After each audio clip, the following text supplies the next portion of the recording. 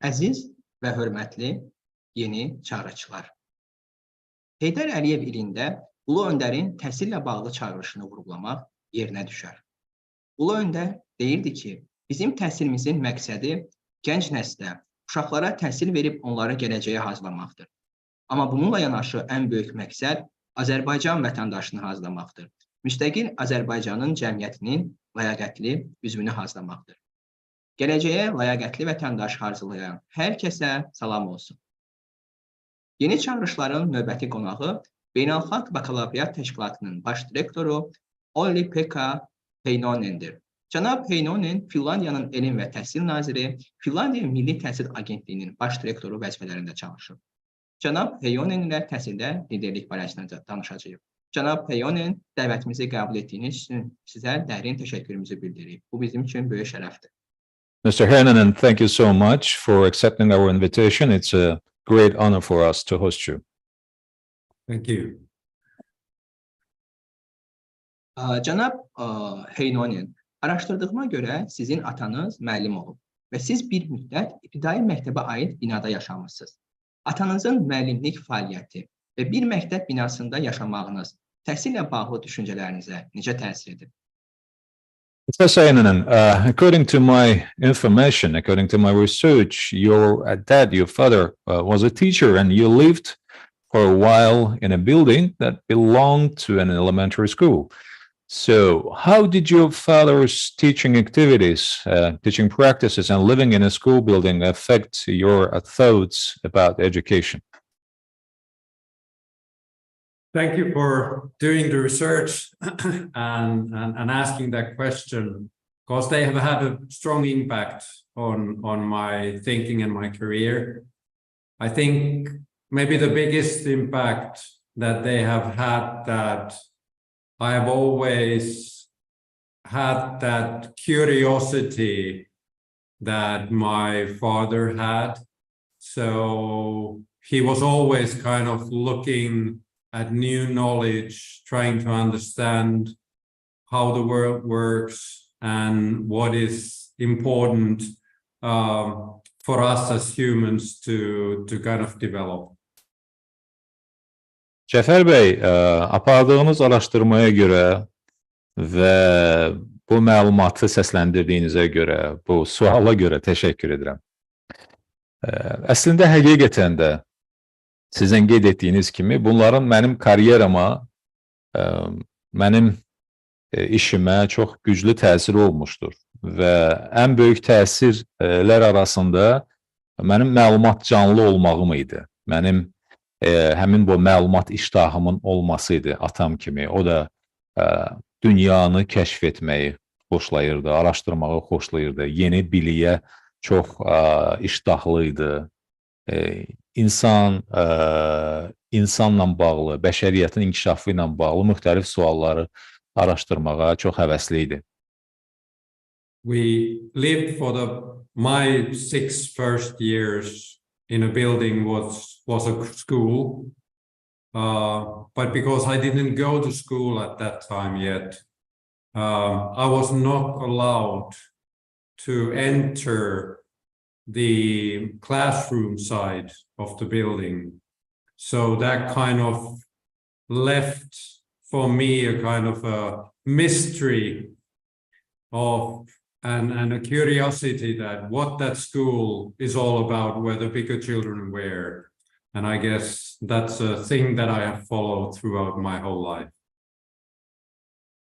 Bilirsinizmi Cəfər bəy, maraqlı tərəf də həmçinin odur ki, mən məktəb binasında 6 il yaşadım və o 6 yaşımda hələ ki məktəbə getmirdim, mənə icazə verilmirdi. Mən məktəbin siniflər olan binanın o hissəsinə keçməyə icazə verilmirdi.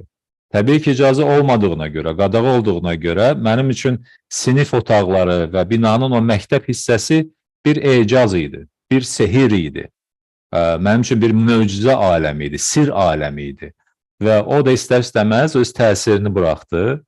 Yəni, mən o sehirlə, o ecazla bir müddət yaşadım və həmişə onu sual verirdim, maraq edirdim, araşdırırdım. Mənim üçün o burada maraq canlı olmağım həmçində həmin o məktəbin o zaman mənim üçün əlçatmaz olması, baxmayaraq ki, eyni binada yaşayırdım, amma mənim üçün əlçatmaz idi, ona görə maraqcanlıydım. Cənab Heinonen, siz 29 yaşınızda Finlandiyanın təhsil naziri təyin olunmusunuz. Bu yaşın əsas hissəsi məktəb və ali təhsil illərini əhatə edir. Şagird və tələbə olarkən Finlandiya təhsilində hansı məqamların inkişafa ehtiyacı olduğunu düşünürdünüz? Nazir olaraq nəyi dəyişdiniz, nəyi dəyişməyə cəhd etdiniz? Mr. Heinonen, that was very interesting memories, sweet and interesting memories. Thank you for sharing. You were appointed Minister of Education of Finland at the age of 29. And the bulk of this age includes years of school and higher education. So when you were a student, what specific points in Finnish education did you think needed improvement? What have you changed as a minister, and what have you tried to change? Yes, that's a good question. I think that at the time when I became a minister, the Finnish education system was ready to give more autonomy and decision-making power to the teachers and to the schools. In Finland, the teacher education was moved to a master level education in 1972. And when I became a minister in 94, almost the whole teacher force had kind of reached the master's level education, and they were ready to take the larger decision-making and autonomy of their pedagogical solutions on their hands. Cəfər bəy, bu sualla bağlı mən müəllimlərin avtonomiyasını qeyd edərdim və qərar qəbul etmək müstəqilliyi. Fin təhsil sistemi quruluş etibarilə xüsusilə 1972-ci ili qeyd edərdim. Orada artıq müəllimlərin magistratura səviyyəsində təhsil alması, məzun olması, magistr səviyyəsinə yiyələnməsi prosesi başlanmışdır. Mən nazir təyin olunanda, sizin də qeyd etdiyiniz kimi 1994-cü ilə təsadüf etmişdi. O zaman artıq kifayət qədər magistr səviyyəsinə yiyələnmiş müəllim ordusu var idi. Formalaşmışdı bu müəllim kontingenti. Ona görə bu baxımdan müəllimlərin müstəqil şəkildə fəaliyyət yürütməsi, qərar qəbul etmədə onların iştirakı, onların bax bu müstəqilliyi, avtonomiyası, muxtariyyəti məsələsi çox böyük səy tələb etmədi. Yəni bu müəllim ordusu artıq müəllim kontingenti formalaşmışdı. Those were also years when Finland joined the European Union, and that meant that a lot of parents started to look for more language opportunities and other kind of alternatives for their children in the education system. In many countries, in that kind of a phase, what was done was to increase maybe an alternative path, a kind of private education system. What we did in Finland was that we increased the choice of students and parents inside the public school system. So actually, we never created a kind of a dual system with public and private schools, but the Finnish system is very strongly based on public schools. O dövrdə, Cəfər bəy, yəni dediyim illər Finlandiyanın Avropa İttifaqına qoşulması illərinə təsadüf etmişdir. Və Finlandiyanın Avropa İttifaqına qoşulması ilə bir çox insanlar və xüsusilə bir çox valideynlər daha çox xarici dil öyrənilməsi imkanlarını araşdırmağa başladılar övladları üçün və bu baxımından təhsil sistemində müxtəlif alternativlər təşəkkül tapdı. Bir sıra Avropa ölkələrində isə bu illərdə artıq alternativ özəl təhsil sisteminə keçid başlanmışdır. Yəni Avropa dövlətləri dövlət məktəbləri ilə yanaşı eyni zamanda da artıq özəl məktəblərə də imkan verirdilər. Bunun əksinə olaraq Finlandiyada biz o ikili təhsil sisteminə keçmədik, yəni dövlət və özəl.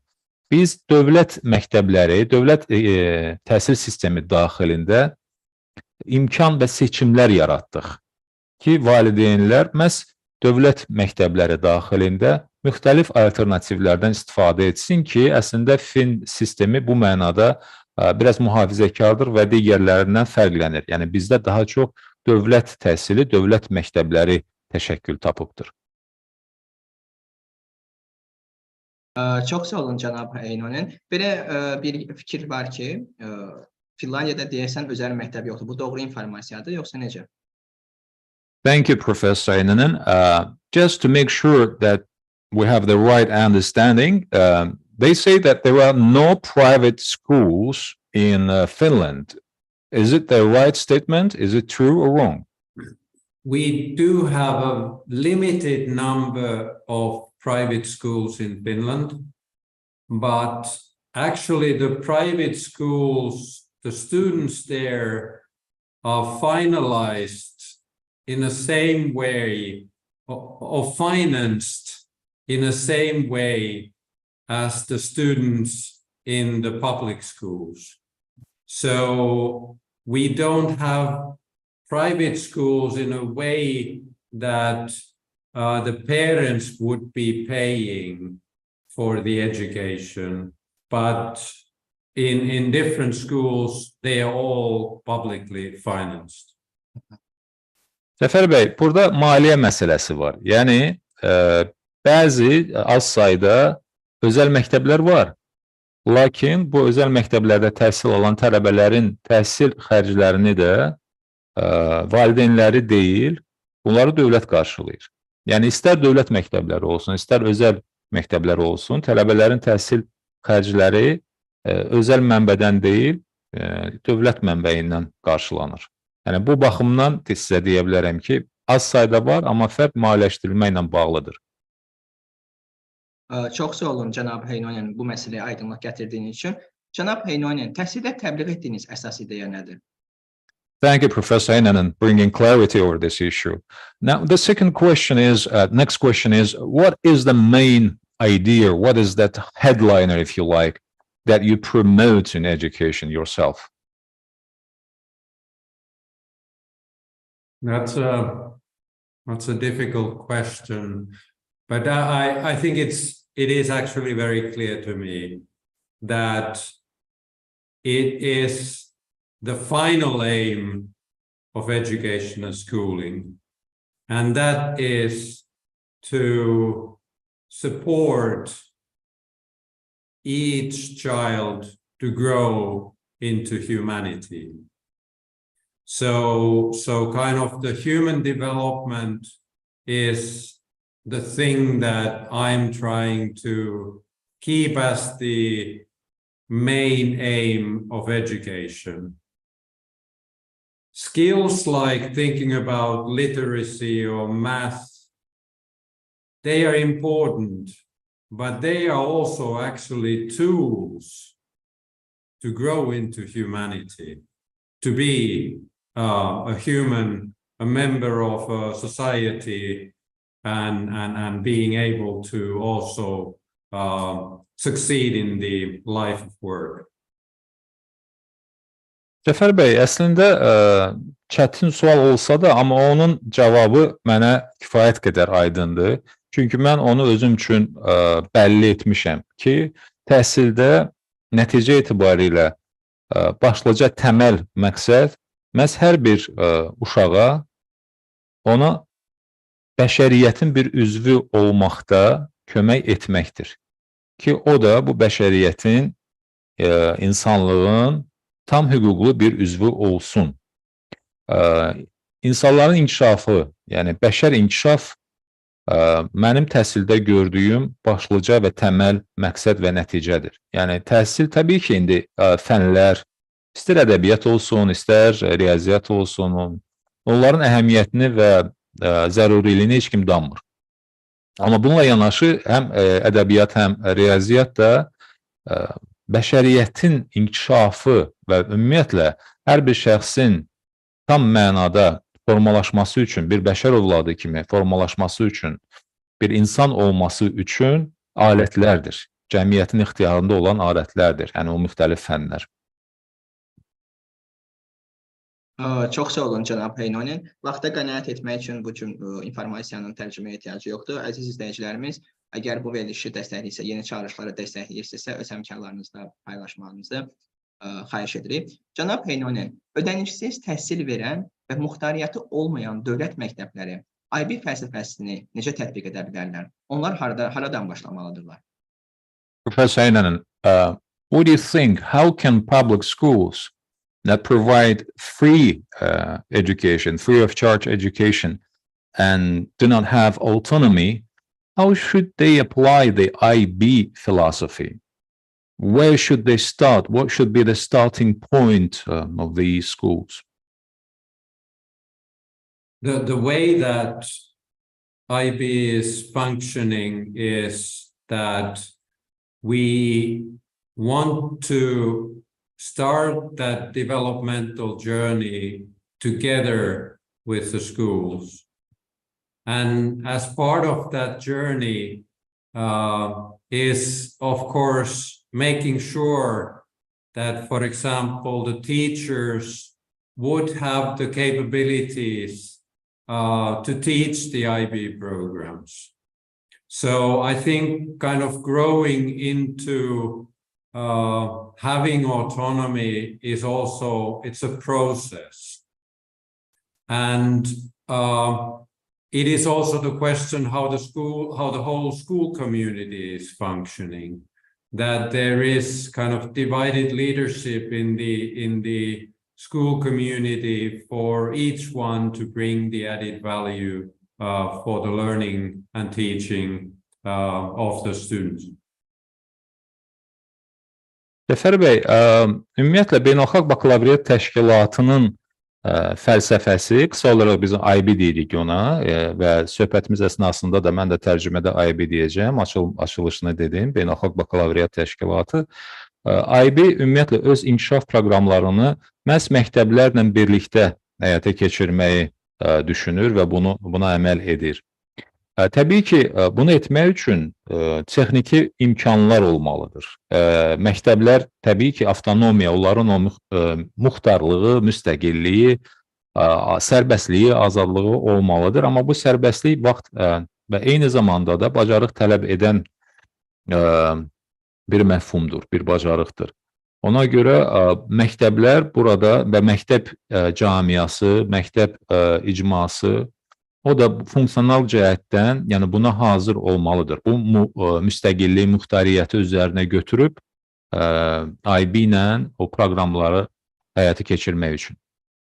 And I think one way to support it also is the educator network of IB, which enables teachers to collaborate and have those peer-to-peer experiences with very experienced IB teachers or heads, and also joining the conferences, for example, and the other workshops that we are organizing to learn kind of what it is to have more autonomy in your teaching.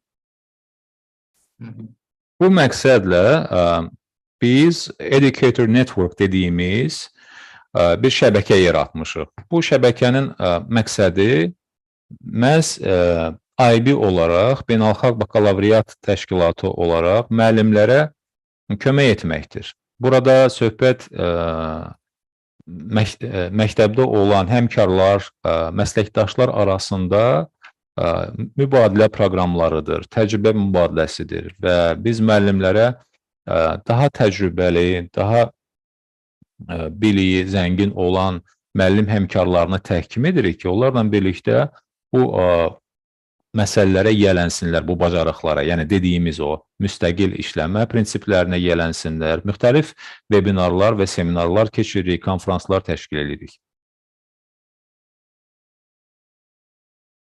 Çox sağ olun cənab Heinonen. Yəqin ki, izləyicilərimiz bu barədə özləri araşdıraraq ətraflı məlumat əldə edəcəklər və burada aktiv rol oynayacaqlar. Cənab Heinonen, ayıbı olaraq gələcəyə necə insan hazırlayırsınız və buna necə nail olursunuz? Professor Heinonen, how do you prepare people for the future as IB? And how do you achieve this purpose? How do you achieve this goal in nurturing the people and preparing the people for the future? Yes, the IB approach starts very strongly with the idea of inquiry-based learning. That's what happens from the early years throughout the whole K-12 process. And inquiry really means to creating that connection with the outer world, of being curious, asking the right questions, to understanding the kind of concepts that there are. And I think that is the beginning of starting to have a kind of a lifelong learner mindset. And in the world we are living today, I think what becomes more and more important is to support the agency of the students so that they are also capable of doing good things with what they know.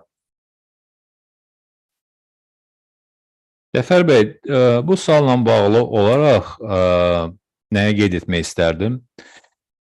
IB-nin yanaşması kifayət qədər güclü şəkildə məhz tələb əsasında öyrənmədir. Və burada, yəni biz təməldən olaraq buna fikir vermişik. Bütün proses də əslində bunun üzərində qurulmuşdur. Burada məhz kənar dünyaya, dünyada ətrafda baş verənlərə maraq etmək, maraqcanlı olmaq prinsipləri çox vacibdir. Düzgün suallar verib məsələləri, təməlini, mahiyyətini, konsepsiyasını anlamaq önəmlidir. Və biz bunu həyat boyunca öyrənmə prosesinin bütün mərhələlərində tətbiq edirik. Müasir dünyada çox vacibdir ki, tələbələr o dəyişiklik yaradan bir katalizator rolunu oynasınlar və biz onları bu prosesdə dəstəkləyək. Yəni, onlar etdiklərini şuurlu şəkildə etsinlər. Nə etdiklərini, nə üçün öyrəndiklərini bunu dərk etsinlər, şuurlu formada etsinlər. Ona görə bizim öyrənmə prosesimiz də məhz onların o tələblərinə, onların sorğularına söykənir, onların o sorğuları üzərində qurulubdur. Cənab Heinonen, tələb olaraq öyrənmək demişkən, şagirdlərin səsini eşitməkdən danışmışkən, bildiyim qədərilə IB-də Ümidlərin festivalı keçirilir və bu festivalda şagirdlər necə bir təhsil istədiklərini söyləyirlər. Onlar necə bir təhsil istəyirlər, necə bir təhsil axtarırlar? Well, talking about Professor Heinonen, about the needs and aspirations of the students, I know in the IB you have this Hope Festival of the students, kind of the festival of their aspirations, expectations. So what kind of education do they aspire? The idea of Festival of Hope has been to create and offer safe spaces for students to really share what is meaningful in their life, to see and kind of share what they think about the big global challenges what are the threats, what are the hopes that they are having in their lives. And do it also in a way that we have been bringing the best scientists, artists, kind of youth influencers, activists, to discuss with them and to kind of start finding solutions together for a better future. The IB's mission is to make a better and more peaceful future through education. So that is actually what Festival of Hope is all about. Ümid Festivalı ilə bağlı, Cəfər bəy, Ümid Festivalı ilə bağlı bu bir ənənə halını almışdır IB-də və biz Ümid Festivalı vasitəsilə tələbələr və şagirdlər üçün güvənilən bir məkan yaradırıq. Bu güvənilən və təhlükəsiz məkanda onlar fikirlərini paylaşırlar. Həyatda onlar üçün anlamlı olan nədir? Onları narahat edən qlobal məsələlər nədir? Onu paylaşırlar. Öz ümidlərini və eyni zamanda öz qorxularını, öz gileylərini, öz qayğılarını paylaşırlar. Və bunu biz onlar üçün ən yaxşı tərzdə, ən yaxşı məcrada etmək üçün şərait yaradırıq. Ki bu ümidlərini, qorxularını, qayğılarını, gileylərini, fikirlərini dilə gətirsinlər. Yeri gəlmişkən, bu festivallarda biz məşhur alimləri dəvət edirik, məşhur şəxsləri, incəsənət xadimlərini, influencerləri, yəni ictimai rəyə təsir edən şəxsləri, fəalçıları dəvət edirik ki, məhz onlarla söhbət əsnasında sadaladığım məsələlər müzakirə olunsun, aşkarlansın. Yəni, biz tələbələrə bir növ ən yaxşı özünü ifadə etmək üçün, fikirlərini çatdırmaq üçün vasitələr araşdırırıq və Ümid Festivalı da onlardan biridir. Çox sağ olun, cənab Heinonen. Yəqin ki, bunlar daha sonra, o şagirdlərin fikirləri daha sonra IB fəlsəfəsində də öz əksini tapır. Ümumiyyətlə, çıxışlarınızın birində siz qeyd etmişsiniz ki, hansı ki siz qeyd etdiniz qorxu və qayğı məsələsini, indiki məktəbliləri narahatlıq və stressdən qurtarmağımız, onları özünə inamlı və qlobal problemlərə həssas gənclər kimi yetişdirməyimiz lazımdır. Bunun üçün nə təklif edirsiniz, cənab Heinonen? Professor Heinonen, thank you for your inputs. I believe the inputs of the students, their ideas and concerns, then are being fed into the IB philosophy, talking about the Hope Festival. And by the way, talking about these ideas and concerns, in one of your statements, you mentioned that we need to get school children rid of current anxiety and stress. We need to help them to get rid of that anxiety and stress. And we need to help them to be educated in a way that will make them self-confident and sensitive to global challenges and problems. What would you suggest to ensure that we are successful on this pattern, on this way? There is a lot of research that tells us that young people are feeling a lot of anxiety about, for example, climate change. And the question is what we as educators can do in that kind of a situation.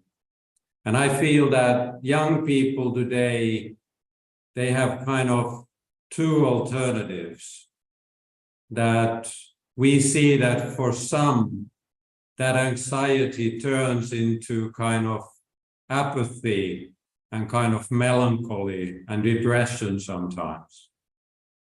But there's another alternative, which is for us educators to help and show the way how that anxiety can be turned into action. So the hope in Festival of Hope, it is actually a verb. It's an action word. And that's what we are also supporting in the Youth Action Fund. where the IB is financing proposals and ideas of students to tackle some of the sustainable development goals of the United Nations. Cəfər bəy, əslində çox maraqlı sualdır. İş ondadır ki, dediyiniz məsələ, yəni gəncləri qayğılandıran məsələlər və onların stres yaşamasına gətirib çıxaran bir sıra məsələlər var. Misal üçün, qlobal iqlim dəyişikliyi məsələsi. Bu kimi narahatlıqlar, bu kimi qayğılar, gileylər ikili effekt yaradır gənclərdə, tələbələrdə.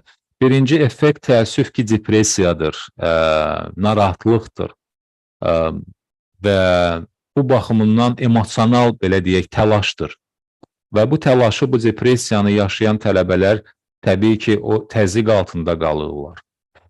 Bunun ikinci yolu isə bütün bu narahatlığın, bütün bu təlaşın fonunda tədbir görməkdir. Və biz məhz o təlaşı ram etmək, o depressiyanın öhdəsindən gəlib, bunun müqabilində konkret əməli addımlar atmaq üçün tələbələrlə qüvvələrimizi birləşdiririk. Yəni, öz-özlüyündə belə baxanda bu Ümid Festivalı da onlar üçün bir fürsətdir. Bu Ümid Festivalı bir tədbir platformasıdır ki, biz gənclərə yeri gəlmişkən Youth Action Fund var, yəni gənclərin tədbirlər fondu, tədbirlərin həyata keçirilməsi fondu. Biz bu fonda da IB olaraq kömək edirik və gənclərin, tələbələrin müasir və eyni zamanda da çağdaş mütərəqqi ideyalarını dəstəkləyirik. İqlim dəyişməsi ilə bağlı atılacaq addımlar, çözüm yolları, həll yollarını, onların ideyalarını həyata keçirmək üçün biz onlara kömək edirik və konkret olaraq BMT-nin dayanıqlı inkişaf məqsədləri vardır. O dayanıqlı inkişaf məqsədləri də nail olmaq üçün, həyata keçirmək üçün tələbələrin ideyalarını da dəstəkləyirik. Cənab Heinonen, ətraflı cavablarınız üçün çox sağ olun. Siz çıxışlarınızda ruhi sağlamlıq məsələsi də xüsusi yer alır, xüsusi yer tutur. Təhsilçilərin ruhi sağlamlığına diqqəti necə artıra bilərik? Thank you for your descriptive answers, Professor Heinonen. In your statements, you also focus a lot on the mental health of the students. So how can we increase the focus on the mental health of the students? I think the well-being is a big question among the youth these days. And it is valuable to understand that when we're talking about the well-being of student, it's not the same thing as wellness, but it is a well-being is a much kind of a larger concept. And we have worked together with the University of Oxford to find a kind of a way to structure the well-being work in schools. And there are 4 elements that we are working with. One is the environment, that the school environment or the learning environment is such that it supports the well-being of the students. The other one are the people, so that the school culture consisting of the people who are there, but also the growing environment, the home of students, is something that supports the well-being. The third is, of course, health, that having a good health, being physically in good shape, also contributes positively towards the mental health. And the last one is that well-being is also a skill. It's the ability to recover from setbacks and negative things that there always are in life, and to kind of bounce back, have the resilience to cope with different situations. Cəfər bəy, bilirsinizmi, bu tələbələrin biri var güzəranı, biri də var rifahı. Bunları bir-birindən fərqləndirmək lazımdır. Və bu olduqca önəmli məsələdir. Gündəmdə olan gündəm məsələsidir, aktual məsələdir. Yəni, tələbələrin güzəranı daha geniş məfhumdur. Yəni, sırf onu rifahla müqayisə etsək, daha geniş bir məfhumdur. Çünki, baxın, biz Oxford Universiteti ilə bu sahədə əməkdaşlıq edirik. Və bizim əməkdaşlığımızın başlıca məqsədi məhz tələbələrə, şagirdlərə, onlara məhz güzaran baxımından kömək etməkdir və biz burada 4 elementi vurğulamaq istərdik. 4 elementi müəyyən etmişik. Onlardan birinci element mühitdir. Öyrənmə mühiti, məktəb mühiti, yəni təhsil ocağında olan mühit. Nə dərəcədə bu mühit tələbənin güzaranını dəstəkləyir, nə dərəcədə ona köməkçi olur. Və həmçinin də sizin qeyd etdiyiniz kimi o psixoloji cəhətdən ona sağlam olmaqda kömək edir. İkinci məsələ insanlardır. İnsanlar deyəndə ətrafda olan, yəni məktəbdə olan və məktəbdən kənar, sinif otaqlarından kənarda olan mühit, istər qonşuluqda olan icmalar olsun, cəmiyyət olsun bütövlükdə, istər tələbənin evi, ailəsi olsun, nə dərəcədə o dəstəkləyici bir mühitdir. Üçüncü amil təbii ki, fiziki sağlamlıqdır. Yəni, bir nə qədər fiziki sağlam olarsa tələbə, bir nə qədər gümrah, bir nə qədər sağlam olarsa, bir o qədər onun psixoloji sağlamlığı da yerində olar. Bir o qədər onun güzəranı da yaxşı olar. Və nəhayət sonuncu, amma əhəmiyyətcə sonuncu olmayan, bu da müxtəlif problemlər, müxtəlif həyat çətinliklərindən layiqli şəkildə çıxmaq bacarığı. Yəni, sınmamaq, sadə dillə desək, bacarığı. Təbii ki, həyatda müəyyən düşüşlər, enişlər olacaqdır. Amma bu düşüşlərdən, enişlərdən çıxmaq, özünü bu həyatda bərqərar etmək, doğrultmaq baxımından da o bacarıqların olması da məhz tələbənin o güzəranının ayrılmaz elementləridir ki, biz də onu qeyd etdiyim kimi o müştərək tədqiqatımızda o 4 elementlər kimi görürük. Cənab Heinonen, mükəmməl çağırışlarınız üçün sizə bir daha təşəkkür etmək istəyirik. Və cənab Heinonen, siz öyrənmə prosesini şəxs və dünya arasında qarşılıqlı münasibət, adaptasiya adlandırmışsınız. Öyrənmə prosesinin effektivliyini artırmaq üçün mövcud sistemdə hansı redaktörlərin olması zəruridir? Ümumiyyətlə, IB təcrübəsində bu münasibətin effektivliyi necə təmin edilir? Thank you for your great input. Thank you for very thoughtful insights, Professor Heinonen. By the way, you called the learning process the interaction between the person and the outer world. So what specific edits, if you like, what specific amendments or the changes are necessary in the existing system to increase the effectiveness of the learning process? And how is the effectiveness of this attitude is ensured in IB practice? I think one central thing in learning and education is to be able to have pedagogical solutions that increase the learning motivation of each student. And questions that are relevant to the students are often also highly motivational for them. So in that sense, the question of like the big global challenges, for example, it's the student's future that those global challenges will be affecting. So for us to be able to integrate the kind of understanding that kind of elements in the teaching and learning is central. And also do it in a way that there is, again, that action part that what the student can do for the world, not only kind of the thing that what can the student get out of the world, is something that it's also embedded in the IB programs. Cəfər bəy, bilirsinizmi, təhsildə xüsusilə bax, əgər biz mərkəzi məsələləri, yəni təhsildə təməl məsələləri qeyd ediriksə, burada tələbələrə verdiyimiz motivasiya çox önəmlidir. Yəni, biz onların həvəsli olmasını nə ilə təmin edirik? Təbii ki, burada bir sıra həllər var.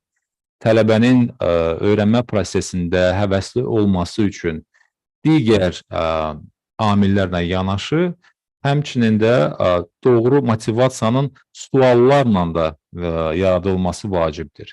Siz tələbəyə doğru, onun maraqlarını, onun gileylərini, qayğılarını əks etdirən suallar verdikcə, onlar bir o qədər daha çox öyrənməyə iştahlı olurlar, həvəsli olurlar. Misal üçün, qlobal çağırışlar məsələsi, böyük qlobal çağırışlar məsələsi, bu gündəmdə olan aktual məsələdir və bu qlobal çağırışlar hər bir vətəndaşın, hər bir yer kürəsində yaşayan şəxsin həyatına, həmçinin də tələbənin həyatına birbaşa təsir edir. Odur ki, tələbəyə bu sualı verdikdə, onu siz bu prosesi daha da yaxından iştirak etmək üçün imkan yaradırsınız. Yəni, bax, bu elementləri təhsilə əlavə etdikcə, tələbəni kənarda baş verən, dünyada baş verən proseslərlə təhsil vasitəsilə əlaqələndirdikcə, yəni onu bu inteqrasiyanı təmin etdikcə, siz əlavə motivasiya da vermiş olursunuz. Cənab Heinonen, yeri gəlmişkən haşiyə çıxaraq bildirim ki, ailəmizdəki uşaqlara mən onları motivasiya etmək üçün həmişə dərsə gedərkən və gələrkən eyni sual verirəm. Bugün müəlliminə hansı sualı verməyə planlaşdırırsan və ya müəlliminə hansı sualı verdin? Professor Heinonen, I'm going a bit off track, just, to follow up your idea. The way that I actually ask the children in my family, when they go to school and when they come from the school, I ask first I ask, what question are you going to ask the teacher? And then on the way back, I'm asking what kind of response did you get and what kind of response you were expecting to get from the teacher? Cənab Heinonen, niyə Finlandiya təhsili digər ölkələrə nümunə göstərilir? Finlandiya təhsili hansı xüsusiyyətlərlə seçilir? Professor Heinonen, why do you think is Finnish education set as example? It is mostly referred as the role model for the other countries. What features do you think does Finnish education stand out for? Well, I think the teacher education is a big part of it, that all those teachers have the qualification on a master's level, and they are capable of being in charge of the teaching and learning in their classes. The other thing is that in the Finnish education policy, equality and equity have been top principles. And that means that we are always trying to make sure that all the children have the best possible education. And that also means that we want to make sure that no matter which part of the country the family is living, the closest school is a good school. And we are also nowadays taken into use a positive discrimination in financing schools. That if there are areas where there's more kind of poverty and kind of a lot of immigrant population, those schools get more financing than other schools. Cəfər bəy, Bilirsinizmi, bu sualla bağlı niyə Finlandiya təhsil sahəsində digər ölkələrə nümunə göstərilir? Mən birinci olaraq müəllim təhsilini göstərərdim. Yəni, müəllimlərin təhsil alması, onların ixtisas artırması məsələsini ön plana çəkərdim. Finlandiyada bütün müəllimlərin məhz magistr səviyyəsində lazımi kvalifikasiyaları, lazımi bilik və səriştələri var. Yəni, onlar sinifdə tədris və təhsil prosesini idarə etməkdə tam səlahiyyətli və bacarıqlıdırlar. İkinci məsələ, mən bərabərlik və ədalət prinsiplərinin əsas prinsip olmasını qeyd edərdim. Yəni, Finlandiya təhsil sistemində bərabər imkanlar və ədalətli yanaşma, hər kəsə ehtiyaclarına görə imkanların yaradılması və bunların bərabər şəkildə təmin olunmasını qeyd edərdim. İngilis dilində equality və equity deyirlər. Yəni, və bir də ki, bir şey qeyd edərdim. Uşaqların hamısı üçün ən yaxşı təhsil imkanları yaradılır. Yəni, heç bir uşaq kənarda qalmamaq prinsipi əsasında. Finlandiyada sizin harada yaşamağınızdan asılı olmayaraq, ən yaxşı məktəb sizin yaşadığınız ərazidə olan məktəbdir. Yəni, sizə ən yaxın olan məktəbdir. Yəni, biz elə edirik ki, siz artıq qayğılanmayasınız ki, hansı məktəbə gedim, hansı məktəb daha yaxşıdır. Sizin yaşadığınız məntəqədə, qəsəbədə, kənddə, şəhərdə, yaxınlıqda olan məktəb sizin üçün ən yaxşı məktəb olması üçün biz çalışırıq. Bu mənada biz müsbət ayrı-seçkilik və yaxud da ki, pozitiv diskriminasiya adlanan belə bir prinsip var. Ondan istifadə edirik. O nə deməkdir? O deməkdir ki, ən yoxsul, ən gəlir imkanları məhdud olan bölgələrdə ki, bu əsasən mühacirlərin, miqrantların yaşadığı bölgələrdir və daha çox, yəni az təminatlar. Orada biz məktəblərə daha çox vəsait ayırırıq ki, heç kim yəni kənarda qalmasın və qeyd etdiyim o prinsiplər, bərabərlik və ədalət prinsipləri təmin olunsun. Bunlar, bax, Finlandiyanı fərqləndirən, təhsildə fərqləndirən amillər və göstəricilərdir. Çox sağ olun, cənab Heinonen. Yeri gəlmişkən, siz sabit düşüncə tərzindən inkişaf edən düşüncə tərzinə keçici dəstəkləyirsiniz. Məktəblərdə bu proses necə dəstəklənə bilər? Bu istiqamətdə məktəb direktorlarına və müəllimlərə tövsiyələriniz nədir? Thank you, Professor. By the way, you also support the transition from a fixed mindset to a developing mindset. So how can this process of transition, how can this process be supported in schools? What are your recommendations to school principals and faculty members, to teachers in this direction? I think big part of that change is that making mistakes is not seen as a bad thing. That there isn't a culture where only the right answers are celebrated and wrong answers are punished. Because actually the growth mindset, it's all about seeing difficulties as a possibility. Getting a kind of a new task is an ability to learn something new. And also kind of the idea of kind of doing something or answering wrong is also a possibility to learn new things. So it's in the school culture, it's in the pedagogy where kind of that kind of things can be supported. Cəfər bəy, əslində səhv etmək və yaxud da ki, xəta etmək məsələsi bu dediyiniz sualla bağlı ən mərkəzi məsələlərdən biridir. Yəni, bu tamamilə normal bir təcrübə olmalıdır. Səhv etmək, yanlış cavab vermək və təəssüf ki, bəzi yerlərdə belə anlayış var ki, yalnız doğru cavabları alqışlamaq lazımdır, təqdir etmək lazımdır, yanlış cavabları isə əksinə cəzalandırmaq lazımdır. Yəni, bax, bu təfəkkürdə dəyişiklik sizin qeyd etdiyiniz kimi sabit düşüncə tərzindən inkişaf edən düşüncə tərzinə keçid deyiriksə, biz burada bu təfəkkürdə dəyişiklik etməliyik. Mən sizə də deyim ki, yanlış cavablar məhz o dəyişikliyi, o keçidi təmin edir. İnkişaf edən düşüncə tərzində siz səhv etməlisiniz.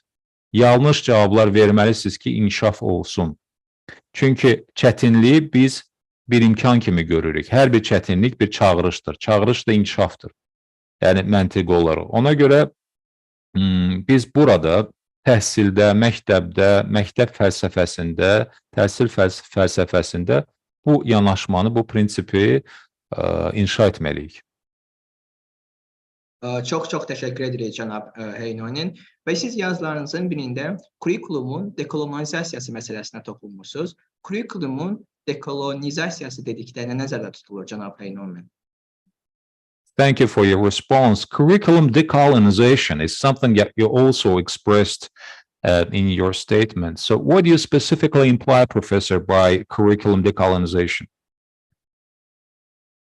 Well, it has something to do, for example, if we take an example of history subject.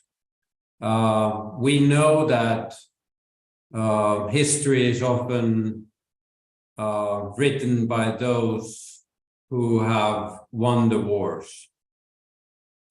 But we also know that that history that the winners had written is not the whole truth. So the idea is really to have that science-based view on history that is shared with students. And that is the same thing with other subjects also, and works in a similar way. Zəfər bəy, kurikulumun dekolonizasiyası deyəndə mən bunu bir fənnin timsalında deyim sizə, tarix fənnini götürək. Biz bilirik ki, tarix fənni və ümumiyyətlə tarix çox zaman müharibələrdə qalib gəlmiş, zəfər çalmış və yaxud da ki, hökmranlıq etmiş tərəflərin yazdığı olur. Amma halbuki həqiqi tarix sübut və faktlar üzərində qurulmalıdır və heç də həmişə hökmranlıq edənlərin yazdığı tarix, gerçək tarix olmur. Və biz bunun üçün də çalışırıq ki, tələbələrə məhz həqiqi tarixi, yəni sübut və faktlar əsasında formalaşmış və güvənilə bilən, etibarlı mənbələrdən formalaşmış məlumatları çatdıraq. Və bunu biz hər bir digər fəndə də etməyə çalışırıq. Cənab Heinonen, siz çıxışlarınızın birində həm də pedaqoji tədqiqat mədəniyyətinin vacibliyini vurğulamışsınız. Pedaqoji tədqiqat mədəniyyəti dedikdə nə nəzərdə tutulur? Ümumiyyətlə, müəllimin tədqiqatçı olması təhsilin keyfiyyətinə necə təsir edə bilər? Professor Heinonen, thank you. In one of your speeches, you also underline and you emphasize the importance of a culture of pedagogical research. So what is meant exactly by the culture of pedagogical research, and how can a teacher be a researcher, and how can this affect the quality of education? I think we should do everything to make sure that the teaching and learning and the pedagogical solutions are based on the evidence of the newest and best research there is. And then it's the question that who is the one who is utilizing the research? If it is like it kind of often is that it's the, like, let's say the Ministry of Education of a country, that means that from the classroom to the ministry and ministry back to the classroom, that implementation takes a long time. When the teachers are capable of following the latest research in their areas, and also capable of integrating that newest evidence to their teaching, then that learning loop is very small and it's also very fast. In my experience from Finland, it is something that increases also the teacher's motivation strongly to have that kind of a developer identity. Zəfər bəy, müəllimlərin tədqiqatçı, araşdırmacı olması üçün təbii ki, burada tədris və təhsil prosesində bütün bu proses boyunca bu dəstəklənməlidir ki, pedaqoji təcrübə, pedaqoji praktika məhz ən qabaqcıl elmi nailiyyətlər, elmi araşdırmaların nəticələri əsasında həyata keçirilsin. Bunu həyata keçirmək üçün Təhsil Nazirliyi ilə məktəblərlə Təhsil Nazirliyi arasında qarşılıqlı iltibat, qarşılıqlı belə bir ünsiyyət prosesi olmalıdır. Bəzən bu proses uzun müddətli olur və o təbii ki, bir vaxt tələb edir və bu uzun müddətli olduğuna görə elmi nəticələr də axı təzə olmalıdır, yeni olmalıdır. Yəni, onlar isti-isti sadə dilindən desək tətbiq olunmalıdırlar ki, aktuallığını itirməsinlər. Amma bu iltibat, bu ünsiyyət nazirliklə məktəblər arasında uzun olanda, həmin o elmi nailiyyəti gəlib praktikada tətbiq edənə qədər o artıq aktuallığını itirir. Ona görə bu kifayət qədər çevik bir proses olmalıdır, bu qıvraq olmalıdır, əsnək olmalıdır. Və Finlandiyada mən sizə deyə bilərəm ki, bu baxımdan müəllimlərin həmin o elmi nailiyyətləri, araşdırmaları tətbiq etmək imkanı və vaxtı, zamanı daha rahatdır, daha yaxşıdır. Yəni, onlar o nailiyyətləri tez bir zamanda və sürətli şəkildə inteqrasiya edirlər və bunu ən yaxşı tərzdə edirlər. Yəni, bunu artıq təcrübədə tətbiq edirlər. Bu da böyük bir üstünlük qazandırır. Cənab Heinonen, çox sağ olun. Bəs şagirdlərə təcrübə vasitəsilə öyrənmək ideyasını özündə ehtiva edən KAS ideyasını istifadə etmək istəyənlərə tövsiyələriniz nədir? Thank you so much, Professor. And what are your recommendations to students who want to use the idea of KAS, and which includes the idea of learning through practice? Yes, KAS comes from the words creativity, activity, and service. And here it is again the idea that what a young person can do for their community. I would suggest for a student considering his or her CAS to really think that what are the challenges that he or she is seeing in the community, that they could be of help. That enables you to connect with the community, learn outside school, and also become a better person. Because I strongly believe that what we are doing as individuals for others also changes us. Zəfər bəy, bu sualla bağlı qeyd edeyim ki, KAS-ın açılışını verək. Bu creativity və activity və service deməkdir. Yəni, bu yaradıcılıq, fəaliyyət və bir də ki, təbəqə deməkdir. Səth deməkdir. Yəni, KAS-ın açılışı budur. Bu ideya nəyi özündə ehtiva edir KAS ideyası? İdeya odur ki, hər bir tələbə yaşadığı və fəaliyyət göstərdiyi o cəmiyyətdə, camiada, icmada nə edə bilər? Yəni, KAS-da mən tələbələrə nəyi tövsiyə edərdim? Yaşadığı və fəaliyyət göstərdiyi ərazilərdə, qonşuluqda, cəmiyyətdə, icmada problemlərin həllində öz töhfəsini versinlər. Nəyi dəyişə bilərlər? O məsələləri araşdırsınlar və töhfə versinlər. Və mən buna qətiyyətlə inanıram ki, bizim bəşəriyyətə və ətrafımıza verə biləcəklərimiz bizi formalaşdırır. Yəni, biz bir nə qədər fayda, xeyir verə biliriksə ətrafımıza, bu bizi müsbət şəkildə dəyişir və həmçinin də tələbələr. Cənab Heinonen, bəs süni zəka dünyasında gələcəyin təhsili necə dizayn edilməlidir? Professor Heinonen, what do you think? How should the education in the future be designed in the world of artificial intelligence? That's a very up-to-date question.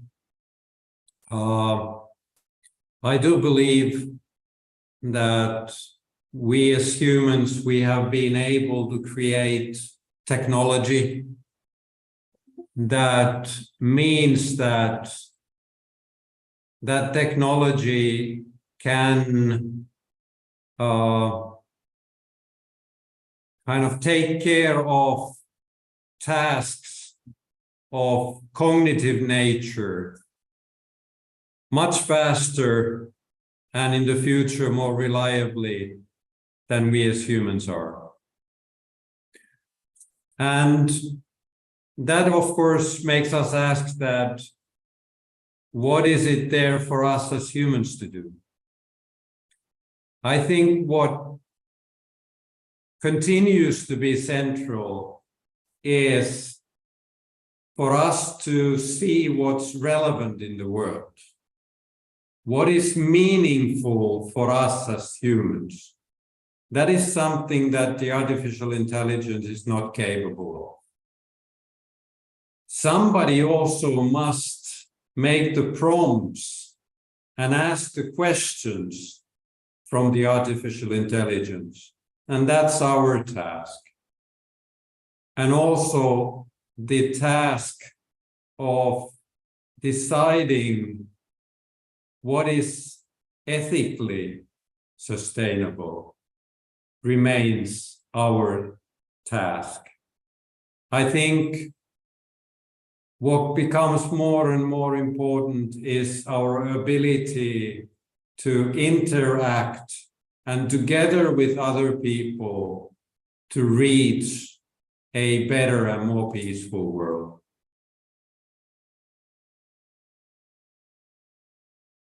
Zəfər bəy, bu sualla bağlı nəyə qeyd etmək istərdim? Bilirsinizmi, biz bəşəriyyət olaraq bu süni zəkanı və ümumiyyətlə texnologiyanı ərsəyə gətirmişik.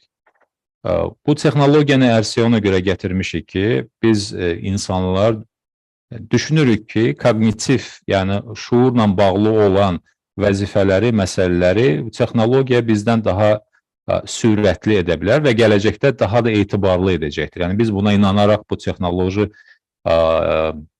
kəşfləri etmişik, süni zəkanı gəlişdirmişik, süni zəkanı ərsəyə gətirmişik. Təbii ki, bunun müqabilində sual yaranır ki, yaxşı, bəs biz insanlara nə qalır, əgər süni zəka bunları edəcəksə? Zənnimcə, burada mərkəzi sual, mərkəzi məsələ məhz dünyada aktual və anlamlı olan məsələləri nəzarətdə saxlamaqdır. Yəni, bizim üçün, bəşəriyyət üçün, insanlar üçün aktual və anlamlı olan məsələlər nədir? Buna süni zəka cavab verə bilməz. Bunu biz müəyyən etməliyik ki, bəşəriyyət üçün aktual və anlamlı məsələlər nədir? İkinci məsələ odur ki, biz doğru suallar verməliyik.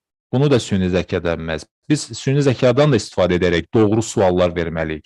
Doğru deyəndə, yəni onlar gündəmdə olan, aktual suallar olmalıdır. Ehtiyaclarımıza ehtiva edən suallar olmalıdır. Digər tərəfdən biz məsələnin o etik tərəfini də müəyyən etməliyik. Dayanıqlılıq deyəndə bunun etik tərəfi nədən ibarətdir?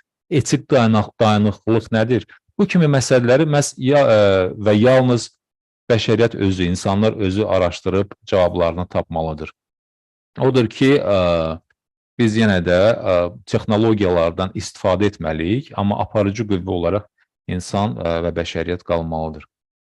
Cənab Heinonen, KAS-a geri dönsək, əslində siz hazırda KAS ideyasına sadiqlik nümayiş etdirirsiniz. Çünki çox möhtəşəm və zəngin təcrübənizi geniş bir auditoriya ilə bölüşərək bizim vizyonumuzun inkişafına töhfə verirsiniz. Bunun üçün sizə xüsusi təşəkkür etmək istəyirik. By the way, Professor, you deserve a big kudo, a big applause, and thank you, because in terms of the CAS, you are showing a real dedication to CAS philosophy by participating in the New Challenges program. You're sharing your valuable inputs, your experience, indispensable experience with our audience, with the youth, with the students, and that's already a big contribution. Thank you very much. Happy to do that. Çox təşəkkür edirəm. Böyük məmnuniyyətlə bunu edirəm. Çox sağ olun və mən yekun suallarımızı səsləndirmək istəyirəm reglamentimizi nəzərə alaraq. Siz çıxışlarınızın birində həm də vurğulamışsınız ki, liderlərin yarada biləcəyi ən önəmli dəyişikliklərdən biri potensialın inkişafı üzrə idarəetmə modelinə keçidin təmin edilməsi ola bilər. Bu istiqamətdə nə tövsiyə edərdiniz? Thank you, Professor. Since we are falling short of time, I would like to switch to the very last questions, one of which is following. One of the most important changes that leaders can create maybe the transition to a capacity building management model. So what would you recommend in this direction? I would recommend that in the education administration and with the heads of schools would emphasize more not to set kind of objectives and metrics for different institutions, but to set objectives which are connected to the capacity building of that organization. Because we've noticed, for example, with the COVID pandemic, a lot of kind of different crises that we are seeing in different parts of the world, that things change so rapidly that what becomes so important is the competence of people in dealing with unexpected situations. And for that reason, I think we should change the way we are managing to value that competence building more. Zəfər bəy, bu sualla bağlı mən düşünürəm ki, təhsilin inzibatçılığı səviyyəsində və məktəb rəhbərliyi səviyyəsində yanaşmada fərq olmalıdır. Yəni biz məqsədləri, vəzifələri və bu məqsədlərin icra olunmasını ölçərkən, qiymətləndirərkən ilk öncə bacarıqların artırılmasını ön plana çəkməliyik. Çünki COVID-19 pandemiyası və bir sıra digər böhranlar bizi həqiqətən də çox çətin şəraitə salmışdır. Və baş verən hadisələr, dünyada tüğyan edən böhranlar sürətlə şəraitin dəyişdiyini göstərir. Odur ki, belə bir turbulent şəraitdə, dəyişkən şəraitdə müxtəlif çağırışlara və çağırışların fonunda yenə də əsnək olmaq, qıvraq olmaq, yenə də müqavimət göstərmək, bax bu bacarıqlar olduqca önəmlidir, həmçində təhsil sistemində. Yəni sürətlə dəyişən şəraitdə təhsil sistemində məhz bu bacarıqlar ön plana çəkilməlidir. Cənab Heinonen, təhsildə məsuliyyət, təhsil prosesinin iştirakçıları arasında necə bölüşdürülməlidir? Professor Heinonen, how do you think the responsibility in education should be distributed among the participants of the educational process? I think it is a shared responsibility. And I think it should be also understood much, much more as a shared responsibility. I think we are seeing in many societies a lot of attempt to kind of push that responsibility only to schools and to teachers. But it is a much, much wider question. So there is a need for a very kind of multi-professional approach to ensure the human development of students. And it, of course, involves also the parents very strongly and the larger local community. So it's a shared responsibility. Zəfər bəy, mənim zənnimcə bu məsuliyyət paylaşılan məsuliyyət, yəni kollektiv məsuliyyət olmalıdır. Çünki məsələ tək bir tərəfin məsuliyyəti ilə bitmir. Təəssüf ki, bir çox ölkələrdə, bir çox cəmiyyətlərdə biz məsuliyyətin böyük bir hissəsinin məhz müəllimlərin çiyinlərinə ötürülməsi cəhdlərini görürük. Və çox zaman məhz müəllimlər məsuliyyət deyiləndə ön plana çəkilir. Halbuki, məsələ daha kompleksli və məsələ daha genişdir. Və burada qeyd etdiyim kimi kollektiv məsuliyyət olmalıdır. Burada həm müəllimlərlə, eyni zamanda da valideynlərlə də iş aparılmalıdır. Yerli icmalarla da iş aparılmalıdır və bu məsuliyyət onların arasında paylaşılmalıdır. Çünki qeyd etdiyim kimi bu problem, bu məsələ çox geniş müstəvili problemdir. Cənab Heinonen, IB-də məktəb reytingi anlayışı varmı? Varsa, məktəblərin reytingi necə müəyyənləşdirilir? Ümumiyyətlə, məktəblərin reytingini müəyyənləşdirmək təhsilin inkişafına necə təkan verir? Professor, is there a concept of school rating in IB? And if there is such a rating, how is the ranking of school determined? In general, how does determining the ranking of school stimulate the development of education? IB doesn't function and work with a ranking concept. So we do not rank our schools in any way, because we do see, as I said, that the ultimate goal of education is that enabling that human development. And how do you rank people or schools in that sense? I don't think it is kind of possible, and definitely it would not be ethically sustainable. Zəfər bəy, bilirsinizmi, qeyd etdiyim kimi, biz IB-də çalışırıq ki, məhz insan yetişdirək. Yəni, burada hər hansı bir o reyting məsələsi, reyting prosesi təcrübəmizdə yoxdur.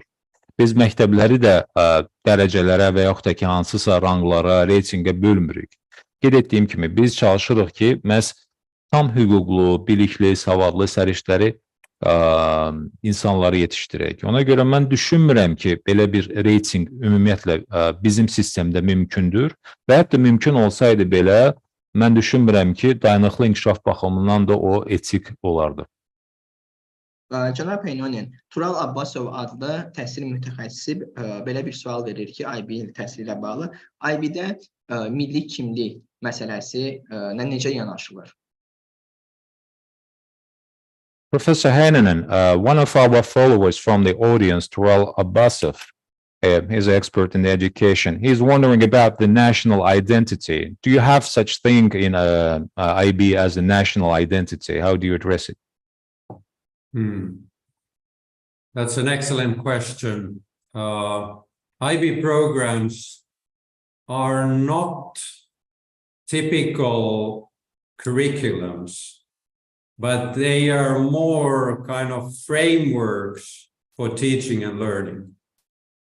So the IB programs, they don't say that what should be that in detail taught for each student. And in that sense, the IB programs are always embedded in the national culture, in the national languages, and in the national identity also. Because we believe that for everybody knowing where he or she comes from, and also knowing the mother tongue as well as possible, is the very first important step in the path of learning. So I would say that the IB has 159 national identities, and we are kind of very happy with that diversity? Cəfər bəy, çox gözəl sualdır Tural bəyin verdiyi sual. Həqiqətən də IB proqramları tipik, yəni ənənəvi kurikulumlara bənzəmir. Biz daha çox tədrisə və öyrənməyə söykənən, fokuslanan o çərçivəni təmin edirik. Yəni, tədris və təhsil baxımından, öyrənmə və inkişaf baxımından nələr tələb olunur, onu təfərrüatlı şəkildə çatdırırıq və biz həmişə çalışırıq ki, proqramlarımız məhz o milli çərçivələrə yerləşdirilsin. Yəni, o istər milli mədəniyyət, istər dil, istər milli kimlik olsun, bütün o elementlər təmin olunsun. Hətta mən sizə deyim ki, biz qəti olaraq düşünürük və buna inanırıq ki, insanlar, şagirdlər, tələbələr ilk olaraq məhz birinci addımlar arasında ana dil olmalıdır və həmin bu milli mədəniyyət, öz dilini bilmək savad bu baxımından təmin olunmalıdır və buradan yola çıxmalıdırlar. Mən tam fərəhlə deyə bilərəm ki, IB proqramında bizim 159 milli kimliyimiz var və biz bu milli müxtəliflikdən fəxr duyuruq. Cənab Heinonen, 10 dəqiqəlik reqlamentimizdən dayanaraq yekun suallarımı vurğulamaq istəyirəm. Siz öz liderlik təcrübənizdə təvəzzükar idarə etmə konsepsiyasını tətbiq edirsiniz və əsas yanaşmanız hər kəsi prosesə cəlb etmək. Ümumiyyətlə, düşünürsünüz ki, liderlik qərar almaqdan daha çox tətbiq etməklə əlaqəlidir. Təvəzzükar idarə etmə konsepsiyası barədə qısaca nə demək istərdiniz? Last 10 minutes, so please bear with us, Professor. Thank you so much for your patience and for your inputs. You apply the concept of modest management in your leadership practice, and your main approach is to involve everyone in the process. So you think that leadership is more associated with applying than with taking decisions. And what would you like to say about the concept of modest management?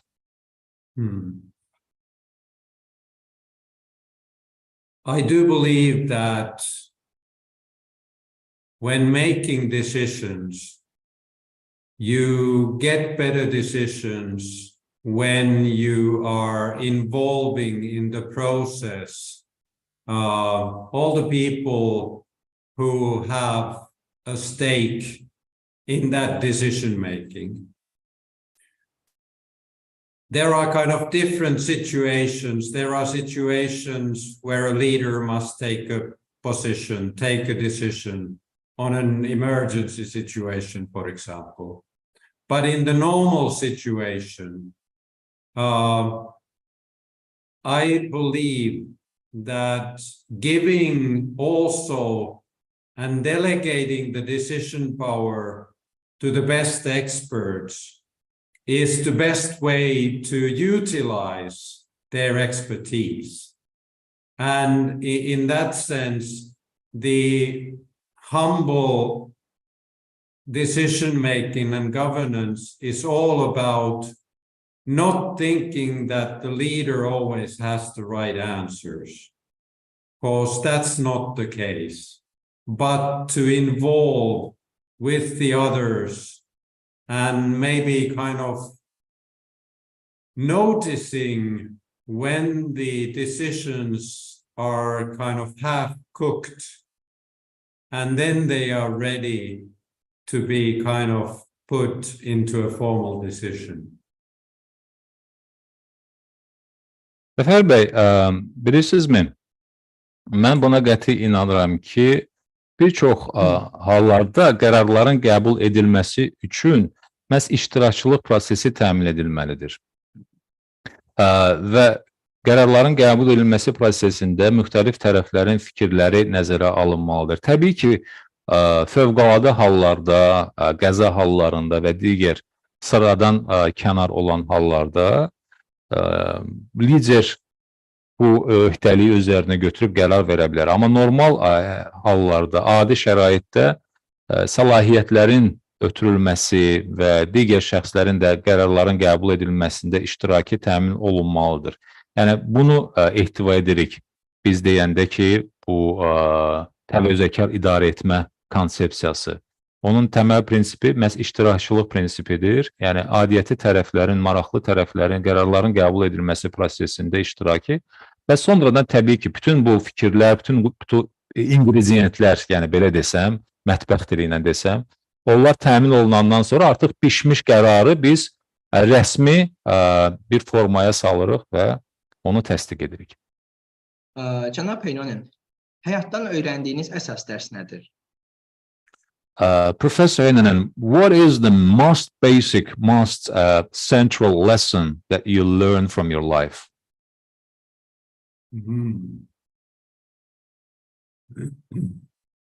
I guess something that I have learned that I truly believe these days is the fact that we as individuals, we are fully depending on each other.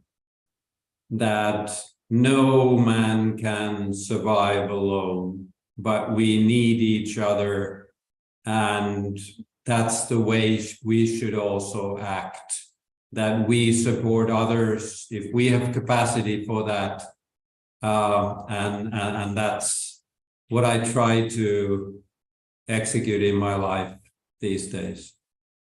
Zəfər bəy, mən buna qəti olaraq inanıram ki, biz fərdlər heç birimiz tək başına həyatımızda yaşaya bilmərik. Biz bir-birimizdən asılıyıq və biz bir-birimizi tamamlayırıq. Və bu baxımdan bu şəkildə də biz yaşamalıyıq, yəni bir-birimizi tamamlamalıyıq, bir-birimizə dəstək olmalıyıq və bu şəkildə də həyatımızı gerçəkləşdirməliyik. Cənab Heinonen, dərs demişkən, icazənizlə bir izləyicimizin sualını da istəyirəm istəyirəm. Şərafət Hüseynli adlı izləyicimiz belə bir sual verir ki, sizcə gələcək qlobal risklərdən qorunmaq üçün bacarıqlar daha çox hansı fənlər tərəfindən formalaşdırıla bilər? Well, one of the questions by the audience, Mr. Hüseynli, is wondering what are those subjects and disciplines that are key and instrumental in developing the capabilities, having in mind the future global risks. So what are those key subjects and disciplines, Professor Heinonen, that are instrumental in development of the future global risk capabilities? I would like to take one special course of the International Baccalaureate as an example. And that is a course which is called the Theory of Knowledge. I think we are faced with the development of artificial intelligence, a situation where that technology can be used for bad purposes with so-called deep fake kind of approaches. And that means that it will be very difficult for us to know what's the truth. What's the reality? What has really happened? And in order to be able to cope in that kind of a world, it is central that we have that critical thinking capacity to be able to doubt the things that are presented to us, to be able to validate things, go to other sources, find out, and also to have that kind of media literacy, to be able to understand that how the world of media is functioning. That's the kind of future risk that I'm most concerned about, because if we lose the capacity to understand what's true and real, the trust of our societies will disappear. And that is something that we should never let happen. Mən bu sualın cavabına belə deyərdim. Bizim IB kurslarında Beynəlxalq Bakalavriat Təşkilatının kurslarının birində ayrıca belə bir fən var, belə bir kurs var. Theory of Knowledge, biliyin nəzəriyyəsi, bilik nəzəriyyəsi. Həmin o bilik nəzəriyyəsində biz hansı məsələləri çalışırıq ki, ehtiva edək? Bilirsinizmi, Cəfər bəy, süni zəkanın inkişafı ilə bağlı, onun inkişaf etdiyini gördükcə yanaşı, bizdə bir narahatlıq da yaranır ki, bu süni zəkadan və onun gətirdiyi üstünlüklərdən heç də həmişə xeyir məqsədlər üçün deyil, həmçinin də pis məqsədlər üçün də istifadə etmək cəhdləri ola bilər və burada o saxta yanaşmalar, yəni bunu müsbət şəkildə qələmə verib, amma şər məqsədlər üçün istifadə olunma ehtimalı da ola bilər. Odur ki, çox vacib, yəni gələcək nəsillər üçün çox vacib bacarıqlardan biri məhz tənqidi düşüncə bacarığıdır. Biz saxtanı doğrudan ayırmağı bacarmalıyıq. Biz faktları yoxlamağı bacarmalıyıq. Biz deyilən xəbərlərə, çatdırılan məlumatlara, informasiyaya şübhə ilə yanaşmağı bacarmalıyıq. Biz sübut əsasında qərar verməyi bacarmalıyıq. Biz mənbələrin təsnifatını aparmağı bacarmalıyıq. Hansı mənbə etibarlıdır, hansı etibarsızdır bilməliyik. Biz media cəhətdən də savadlı olmalıyıq. Media savadlılığı da mütləq olmalıdır. Yəni kritik və yaxud da ki, başqa sözlə tənqidi düşüncə mütləq olaraq ana xətt təşkil etməlidir. Fəndən asılı olmayaraq, dərsdən asılı olmayaraq. Gələcəyin riskini mən belə görürəm. Əgər biz bu tənqidi düşüncə ilə, əgər biz bu kritik davranışla işlərimizi bərk tutmasaq, nəzarətdə saxlamasaq, mən çox ehtimal edirəm ki, cəmiyyətdə etibarı itirərik. Həmin o bir-birimizə inamı və etimadı itirmiş olaraq. Yəni, əslində bütün bu bacarıqları bütün dərslərdə birləşdirmək olar və tətbiq etmək olar, uşaqlara aşılamaq olar, belə bir qənaətə gəlmək olar məncə. Cənab Heinonen, uğur qazanmaq istəyənlərə sadəcə bir məsləhət versəydiniz, bu nə olardı? Professor Heinonen, what it would be if you just give one piece of advice to those who want to succeed, to be successful elsewhere? So what would be that piece of advice, one piece of advice? Well, I think it would be that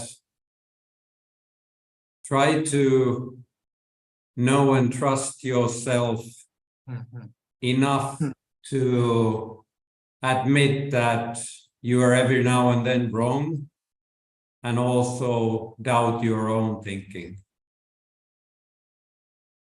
Mən deyərdim ki, hər zaman fikirlərə, öz fikirlərinizə də həmçinin müəyyən dərəcədə o şübhə olmalıdır. Yəni, düşüncələrinizi yoxlamalısınız, düşüncələrinizi bir növ hardasa imtihana çəkməlisiniz. Və burada yəni, çox inamlı şəkildə yolunuza davam etməlisiniz. Cənab Heinonen, nəhayət proqramımızın ənənəvi sualını sevmalamaq istəyirik. Yeni çağırışları 8 güşəli ulduza bənzətsək, sizcə yeni çağırışlar nələrdən ibarət olar? And eventually, Professor Heinonen, last but not least, our traditional question, if we compare new challenges to the 8-pointed star, what will those challenges consist of? Thank you. I think that's an excellent question. And I like it very much because it kind of illustrates the fact that it's never about one question, but it's the kind of a solution of several well-balanced questions. I would now pause before answering for the interpretation. Cəfər bəy, çox gözəl sualdır. Çünki sualın elə qoyuluşunda artıq bu sual ona ehtiva edir ki, məsələ heç də bir mənalı deyil. Yəni, təhsildə olan o çağırışlar məsələsi kompleksli məsələdir və bu kompleksli məsələ, kompleksli problemlər balanslı, tarazlı şəkildə yanaşmanı tələb edir. to my mind comes a concept which was created by an Australian educational researcher, Jeff Masters, in a work that in where the 6 highest best performing PISA countries worked together for 3 years. And those elements for a functioning educational system, they are first, strong leadership of learning. Second, comprehensive student support. Third, highly effective teaching. Fourth, informative assessment processes. Fifth, a quality curriculum. And sixth, a supportive learning ecosystem. And those 6 elements must all aim for 7th, preparing young people for life and work, and 8th, ensuring every student learns successfully. Cəfər bəy, burada yəni 8 güşə deyəndə bu əlbəttə ki kompleksli məsələdir. Və mən yadıma bir konsepsiya düşdü sualınızla bağlı. Çünki mən qeyd etdim ki, bu tarazlı bir yanaşma olmalıdır. Bu konsepsiya Avstraliyalı bir tədqiqatçı var idi, Jeff Masters. Onun əsərində də, onun işində də əks olunmuşdur. Söhbət deməli PISA ölkələri var və bu yəni PISA müsabiqəsində, bu PISA göstəricilərində ən yüksək 6 nəticə göstərmiş ölkə 3 il müddətində birlikdə əməkdaşlıq etmişdilər, araşdırma aparmışdılar və ən yüksək PISA göstəriciləri olan bu 6 ölkənin 3 il ərzində apardığı tədqiqat nəticəsində bir sıra, yəni təhsil tədrislə bağlı vacib olan o açar elementləri müəyyən etmişlər. Mən onları sadalayacağım və özümün də bəzi əlavələrini edəcəyim. Bir deyim. Deməli, birinci, əgər biz o 8 güşəli ulduzla müqayisə etsək, ulduzun o bir güşəsi öyrənmədə güclü liderlik olmalıdır.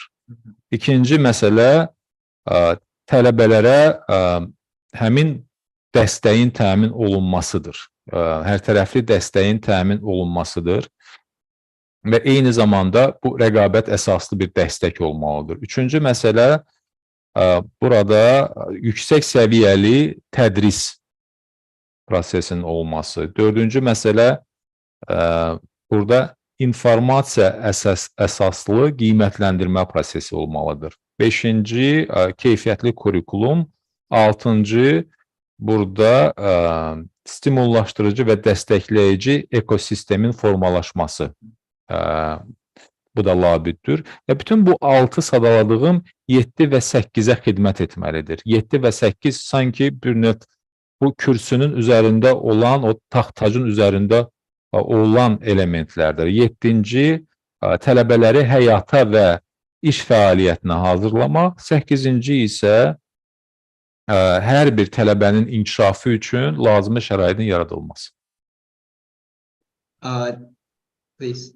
Can I just add that kind of separately, each one of these are kind of very traditional building elements of an education system. But the challenge is that how can they be developed in a coherent and aligned way? Similarly, as there are those 8 corners of a star, and actually each corner is needed for that to be a star. Cəfər bəy, bir şey də əlavə edim ki, bütün bu sadaladıqlarım, bunlar hamısı ənənəvi elementlərdir. Yəni bu sistemin, bu tikilinin vacib bir blokları, ənənəvi elementləridir. Və necə ki, ulduzda ahəng var, 8 güşəli ulduzda ahəng var. Eyni şəkildə də bu elementlər arasında mütəşəkkillik və uzlaşma olmalıdır. Yəni onlar bir-biri ilə vəhdət təşkil etməli və onlar arasında müəyyən bir harmoniya, müəyyən bir uzlaşma olmalıdır. Çünki bu uzlaşma və bu harmoniya pozularsa, təbii ki, o ulduzun da forması, onun o balanslı olması da dəyişəcəkdir. Çox təşəkkür edirik sizə. Dəyərli fikirlərinizi bizimlə paylaşdığınız üçün bu bizim üçün çox böyük bir şərəfdir. Bizim vizyonumuzu inkişaf etdirdiyiniz üçün çox sağ olun. Eyni zamanda Elm və Təhsil Nazirinin rəhbərliyinə və tərcüməçimiz Mətin Axundluya da öz minnətdarlığımızı bildiririk və yekunda sizin icazənizlə proqramımızın ənənəsinə sadiq qalaraq yekun bir çağırışı səsləndirmək istəyirik. Buna da proqramımıza yekunlaşdırırıq. Çox sağ olun. Bir daha dərin təşəkkür edirik. Thank you enormously, dear Professor. Thank you so much for your valuable inputs, for very precious insights. They are very much appreciated. And I would like also to thank to the administration of the platform, to the Ministry of Education, and also to our interpreter. Thank you very much for giving this chance to me to discuss and share ideas, and also on my behalf. Thank you very much for the interpreter for the fluent interpretation, and thank you for the interview and also doing the background studying of my life. Cəfər bəy, mən də öz növbəmdə sizə dəvətə görə təşəkkür etmək istərdim. Fikirlərimi, rəylərimi, mülahizələrimi paylaşmaq fürsətinə görə təşəkkür edirəm. Tərcüməçiyə də çox dolğun və səlis şəkildə fikirlərimizi çatdırdığına görə təşəkkür edirəm. Mənim üçün də çox dəyərli bir fürsət oldu. Yeri gəlmişkən mənim haqqımda da o araşdırmalar, çox maraqlı araşdırmalar etmişsiniz. Ona görə də ayrıca təşəkkür edirəm. Mən icazənizlə yekunda proqramımızın ənənəsinə sadiq qalaraq bir hekayə ilə bir çağırışı səsləndirmək istəyirəm. Çox sağ olun. Dear Professor, at this stage, traditionally, what I do, I share the final story and the final touch, if you like, and the final message, and I will make sure that it is also well translated. Əziz və hörmətli yeni çağırışlar. Həyatın məqsədini axtaran bir adam bir gün bir aqillə qarşılaşır. Aqil adama 2 zeytun yağı ilə dolu olan bir qaşıq verir və deyir ki, yağı dağıtmadan bağa dolaşıb təkrar yanıma gəl. Həmin şəxs də gözünü zeytun yağına zilləyərək bir dövrə vurur və geri dönür. Bunu görən aqil yağın dağılmadığını təqdir edib, adamdan bağı bəyənib bəyənmədiyini soruşur. Adam qaşıqdan başqa heç yerə baxmadığını deyəndə, aqil təklif edir ki, bağı yenidən dolaşsın. Bu dəfə də qaşıq əlində olsun, amma bağa diqqət etsin. Adam aqilin dediyini edir və bağın gözəlliklərinə heyran olur. Amma qaşıqda yağ qalmır. Adam geri dönəndə aqil ona deyir ki, deməli, həyatın məqsədi də harmoniyanı tapmaqdır. Həyat sənin baxışınla məna qazanır. Ya bir nöqtəni görürsən, ya da həyatın bütün gözəlliklərinin tam ortasında yaşayırsan. Bəlkə də əsas çağırışlardan biri budur. Əziz yeni çağırışlar, növbəti yeni çağırışlarda görüşənədək. Well, there is a person, and this person seeks the purpose of life, and one day he meets a wise man.